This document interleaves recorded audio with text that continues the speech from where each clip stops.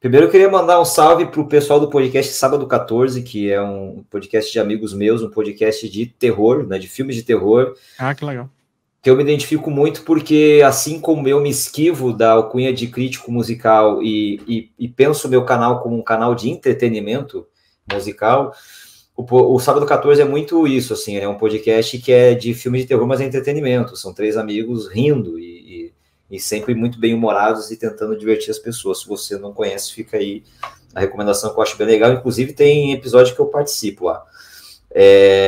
Mas por eu gostar muito de filmes de terror, eu assisto muito filme de terror, talvez seja o gênero que eu mais assista, na verdade, só que ao mesmo tempo é um gênero que tem muita coisa ruim e que passou por um buraco ali, né, uma barriga que só vinha, e muito do que se fala, inclusive no Sábado 14, em diversos episódios que eu já ouvi, e uma coisa que a gente tem percebido é uma movimentação em tentar transformar o cinema de terror em algo cult novamente, ou então com novos olhares que não...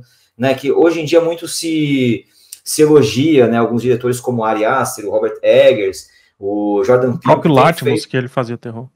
Então, como é que você enxerga assim, essa nova onda, digamos assim, do terror? Você vê que é meio que um reesquentamento de uma onda que já aconteceu lá atrás, antes do terror ficar ruim? Ou você vê como, de fato, uma nova onda que tem te surpreendido assim, no que você tem assistido desse gênero? Cara, eu acho o terror, assim, todo gênero, ele é escola, né? Quando você faz um filme de gênero, ele é uma escola para aquele autor, né? Porque a ascensão desse autor é quando ele começa a misturar muitos gêneros, sabe? Ao ponto de você dizer assim, beleza, o que é comédia, ação, é terror, o que é isso, né? Não consigo definir uma caixinha. Aí é quando o autor meio que chegou, digamos assim, a um ápice, né? Isto posto, todo gênero ele pode ser utilizado como escola. A ação, por exemplo. Os dublês agora estão fazendo escola, estão aprendendo a filmar, fazendo filmes de ação. Daqui a pouco vai surgir um Chad Stahelski da vida, que faz ali um John Wick, Anônimo, Anônimo não, desculpa, Atômica, né, ou, enfim, vários dublês que estão aí fazendo filme de ação. Daqui a pouco ele vai surgir com um drama pesadíssimo, assim, contendo ação, inclusive, talvez até comédia. Você diz, como foi que esse cara chegou aí? Fazendo uma escola bem feita, digamos assim, né? Mas o que eu ia falar, de todos os gêneros matrizes do cinema, eu acho que o terror é o que é a melhor escola. Porque o terror, o cara que domina o terror, que aprende com o terror, que faz filme de gênero de terror mesmo, ele tem que dominar o som como ninguém. Ele tem que dominar roteiro, dinâmica de roteiro, dinâmica de narrativa como ninguém. Ele tem que dominar o set, isto é, arrancar dos atores, atrizes, interpretações viscerais, muito mais do que outros filmes que poderiam passar um pouco batido isso. Então ele tá trabalhando áudio e visual num nível muito extremo. É bom você trazer isso, porque o heavy metal, uma vez falei com um amigo meu, o heavy metal é o gênero do nerd de rock, né? Porque valia, é o cara que sabe até fazer a guitarra, se deixar, né? Porque tem que soar de uma maneira muito específica, no canto tal, etc. O prog também tem um pouco disso e tal. Mas o terror tem isso. Vamos pegar, por exemplo, o Evil Dead, né? Vamos pegar o Sam Raimi. Cara, o Sam Raimi teve que inventar técnicas que não foram inventadas porque ele tinha uma restrição orçamentária. E não é que ele estava fazendo em escola. Ele estava fazendo em escola, isto é, aprendendo. Mas ao mesmo tempo ele estava proporcionando para o cinema novidades que hoje são super clichês, mas que na época você diz, meu irmão, desculpa a expressão, que porra é essa que esse cara fez, bicho? Como que esse cara fez esse traveling aqui? Como foi isso, cara? Por que eu tô dizendo isso? Porque se o terror é a melhor escola, do meu ponto de vista, em termos de filme de gênero, para que daí o cara possa traçar outros caminhos, eu acho que o terror sempre vai ser cíclico nessa percepção que você trouxe. Ele sempre vai, se conectar a esse lance mais soturno, mais criativo, né, mais apegado a técnicas novas, a uma visão nova, mesmo que seja uma visão velha, mais um resgate. isso vai fazer o gênero ser benquisto. Quando as coisas dentro da indústria são benquistas, o que acontece? O comércio vem e toma. E aquilo ali vira comercial. Só que quando algo vira comercial, começa a virar produto de reprodutibilidade, como se chama, né? Ou seja, não, faz 10 iguais a esse, e aí quando começa a se fazer 10 iguais a esse, perde a autoralidade. O autor some. E aí quando o autor some, aquilo ali vira banal, comum, populesco. Aí o que é que acontece? O gênero começa a definhar novamente. E aí vem uma nova geração de diretores e diretoras. Por onde é que eles vão? Para aquela escola que proporciona, do meu ponto de vista, a melhor.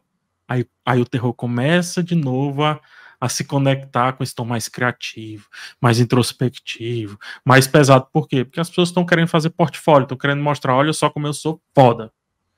Recentemente nós temos a dupla X e Pearl, né? Que é tanto escola para atriz, a Mia Goth, como para o diretor. Que no Pearl, inclusive, que é um terror ainda, ele disse, olha só o tanto de referência que eu sei sobre cinema. Beleza, dá para fazer isso com os outros gêneros. Dá.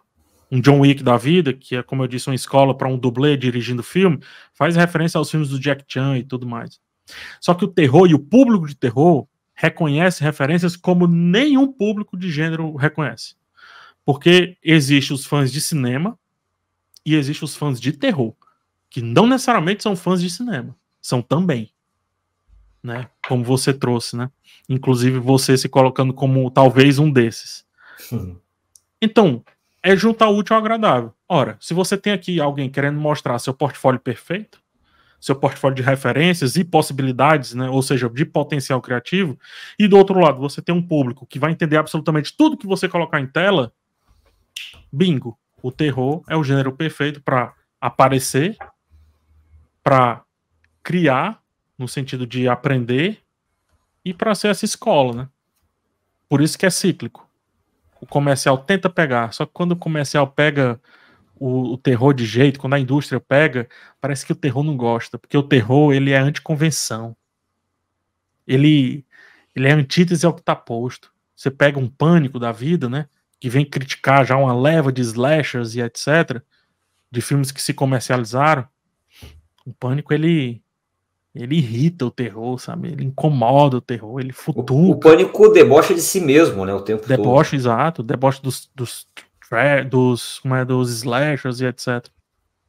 Quando você vê, por exemplo, já girando essa roda, né? Inclusive tornou o comercial o Pânico, né? Filmes que debocham de si mesmo viraram comerciais. Aí o Pânico perde aquele peso que um dia teve. E aí tenta voltar e etc. O filme que faz isso recentemente é o Maligno, né? Do James Wan, que já dá uma debochada, mas já levando a sério. Com a rédea segurada aqui. Para como quem diz assim, olha, eu vou tentar entregar um novo tipo de deboche, que é o deboche do exagero e tudo mais. Não sei se eu respondi perfeitamente a sua pergunta, acho que eu até refleti mais sobre o terror e essas voltas que o terror dá do que qualquer coisa, mas é isso. Fora que o terror é um gênero muito bom, muito acessível para que os outros gêneros participem dele. A ação, ela puxa comédia. Não sei se ela conversa tanto com drama. Conversa. Não sei se conversa tanto visceralmente assim com drama. Vamos lá. O drama chama o romance, né? O drama chama um pouco também a comédia. O terror chama todos. O terror chama o drama. Porque precisa daquele momento que você vai se influenciar com o conflito. Mas também, se tudo é terror, nada mais te surpreende. Então, o que é que você traz? Você traz a comédia. Você traz um pouco de humor para aquela situação. Mesmo que seja um humor físico, o cara que pisa num prego e atravessa o pé, é uma comédia. É Buzz Keaton, isso é comédia, entendeu? É Charlie Chaplin. Ao mesmo tempo, ele conversa com ação também, porque vai ter uma correria no momento específico ali. Então, você tem que fazer uma ação bem feita. Conversa porque não com romance, porque muitos nascem de uma cabana abandonada. Apagou até uma luz aqui, ó. As almas estão conosco. Eu só. E é louco que o terror ele também pode ser atrair até mesmo um gênero erótico sem parecer apelativo. O X é uma boa o X ele exemplo disso, essencialmente, né? Uma pornografia, se você pensar bem. É. E também eu acho que o horror tem essa parada da estética ser muito forte. É difícil em outros gêneros a gente ter tantos fãs que vão seguir uma estética, né? O Hellraiser tem, sei lá, 10 filmes, só 2 são bons, mas a galera gosta de ver os cenobitas. Mesma coisa com todos os massacres da Serra Elétrica, porque tem o Leatherface, ou tem o Jason, ou tem o Fred Krueger. No caso do Ty West com o X e o Pearl, tem aquele filtro anos 70, né? Eu acho que fora do terror, talvez a gente vê... São poucos os diretores que conseguem criar filme que as pessoas vão ver por causa da estética. O Wes Anderson é um deles, talvez, né, que tem um jeito de filmar que... Eu já vi filmes do Wes Anderson que a história eu achei chata, o filme eu achei chato, mas eu gostava de como a câmera se movimentava. Uhum. E no horror, eu acho que tem muito... É muito estético, né? O Rob Zombie, por exemplo, é um cara que é um diretor que eu acho absolutamente mediano. Ele tem um filme que é um dos meus favoritos, que é A Casa dos Mil Corpos, mas eu assisto todos os filmes dele porque é bizarro, porque me choca visualmente, mesmo ele que são ruins. Eu acho que é mais fácil imprimir a sua impressão no terror, talvez. É porque o terror, ele pede que a câmera saia do eixo, sabe? Ele pede, quando tem uma luta ali, para esconder um pouquinho o sangue, ele pede que a câmera vá pro chão. O terror, ele pede para que uma atmosfera seja criada, e essa atmosfera não necessariamente vem da fotografia. Vem de um texto muito bem colocado. Vem de um mistério que é colocado. Existe um velho naquele sofá, e a câmera mostra e não tem um velho. Você já criou uma atmosfera. A pessoa já tá presa ali. O que tá acontecendo? É verdade, é mentira? Né? Porque quando você assume, filmes mais contemporâneos, você tá lidando com a tentativa de buscar o realismo, por mais que seja um filme estapafúrdio. Mas há uma tentativa de justificar uma possível realidade que existe dentro daquele mundo, que é o que a gente chama de verossimilhança. Uhum. O terror, ele não... A conversa que o terror tem com a verossimilhança é de ficar todo tempo questionando ela. Como quem diz, é verossímil que exista um espírito porque nós estamos acreditando e conversando sobre espírito.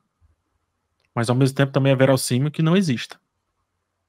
Então a verossimilhança, ela fica transtornada, ela fica lá e cá, é ou não é? A gente pega a Invocação do Mal, por exemplo. É ou não é? Tem ou não tem? Escutou ou não escutou? É fato ou fake? Fica brincando e tal. Ah, mas ele mostrou, mas tem um personagem lá que ainda tá arredio, ainda tá questionando. Né? Quando a gente vê um slasher, o slasher, ele diz assim, você pode fugir. Tá aqui, ó. Eu ando devagar. E aí mata a pessoa. Mas peraí, cara, você não anda devagar? Como que você chegou aqui? Não importa como ele chegou até aqui. Esse é o ponto. Porque é uma disputa muito grande entre o que não tá no plano, entre o que tá no corte, aquilo que não vai pro filme.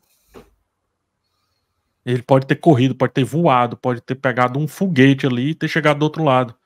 Mas como o terror não mostra, aí fica nesse embate constante do hiperrealismo com o não realismo, da mentira com a verdade.